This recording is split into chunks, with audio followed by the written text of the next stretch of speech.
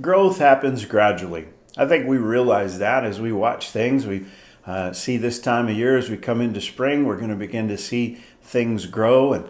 And there are certain things that are almost like an explosion, like the little opening up of the flowers. But if we really pay attention, we see that those things have grown over time. And it takes some time to grow things. It takes time to see an acorn wind up being an oak. But I'll tell you something else that happens gradually, and that is the slow fade away from God. The gradual decline in our walk with Christ. And the Bible warns us about that. And nobody sets out to become a gutter drunk. They don't have this ambition. Oh boy, I would love to ruin my family. I would love to make myself sick, drink myself to death. Nobody ever sets out to do that. It happens gradually. It happens one drink at a time, and over time with addiction and with the slow progression of more and more and more, and the deterioration comes in. Well, the Bible warns us that we've got to be careful we don't let that happen with our spiritual life. And this morning I'm reading from Romans chapter 12 and verse 2. It says, "Be not conformed to this world, but be ye transformed by the renewing of your mind, that ye may prove what is that good and acceptable and perfect will of God." Well, that's it. If we're followers of Jesus, what we want is the will of God in our life. The problem is there's a world that wants to make us look like the rest of the world, a world that's lost, a world that doesn't know God, doesn't love God, doesn't honor God. And as followers of Jesus, that world is constantly trying to rob us of our walk with Christ, to draw us off course. Can't take us away from Jesus, but to draw us off course. That's what Satan is doing. That's what this world system is doing.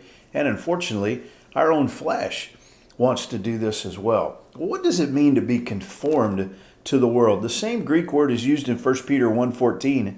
And he says there, as obedient children, not fashioning yourselves. And that's the same word in Greek, fashioning. Not fashioning yourselves according to the former lusts in your ignorance. Now, this helps us to make sense of what that means to conform. To fashion means to develop or design something to fit a particular purpose, a particular place. He says, look, don't look back at your old life, that ignorant life that didn't know God, that lust-filled life that just lived to satisfy itself. You don't want to fashion yourselves after that model anymore. Instead, verse 15 says, "But as he which hath called you," that's Jesus, "is holy, so be ye holy in all manner of conversation." And so Peter says, don't fashion yourself after that old life, that old lost life when you didn't know Jesus. Instead, fashion your life after Jesus. Be holy because he's holy. He's the one who called you. Paul says, don't be conformed to the world.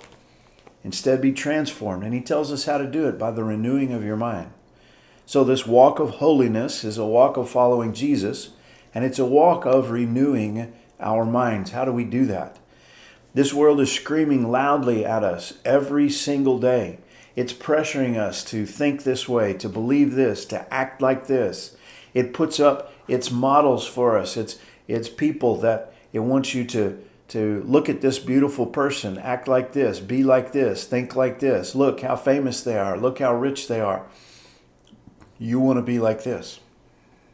And if you follow that path, you're going to be conformed to the world.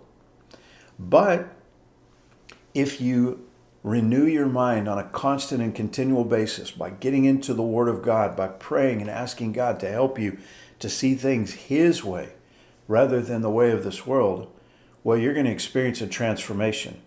And you're going to grow more and more like Jesus rather than more and more like the world.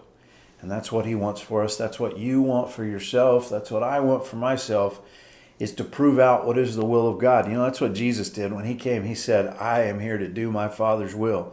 I'm not doing my own thing. I'm doing what He sent me to do. Well, that's the same thing that you and I want, is to walk in the will of God. So I just want to encourage you this morning. Be diligent to renew your mind and keep your eyes on Jesus. God bless you. Have a great day.